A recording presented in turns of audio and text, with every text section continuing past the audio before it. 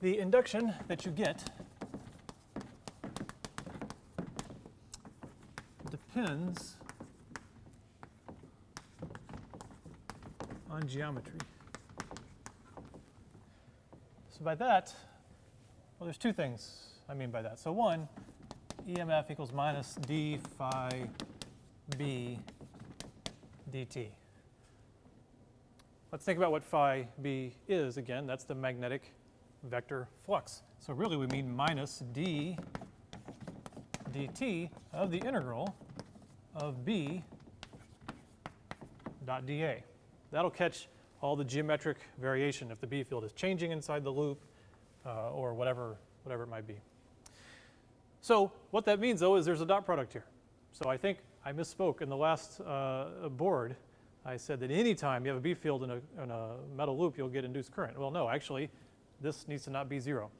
Okay? So what I mean is say we have a magnetic field pointing this way.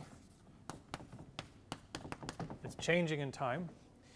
If we have a nice little loop, wire loop like that, with its area vector like that, B and A are parallel, B dot dA is just B times dA, you'll get a big induction, assuming the magnetic field is changing. But if you have the wire loop in the plane of the board, with the A vector sticking out, then of course B dot dA will be zero.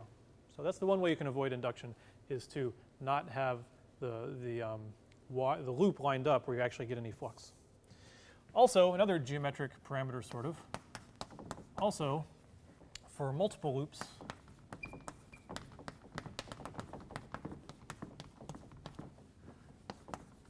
the EMF, the E's add up.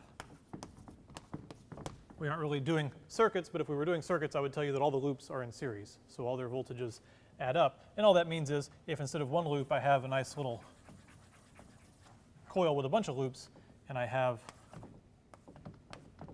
a bar magnet that we're moving or whatever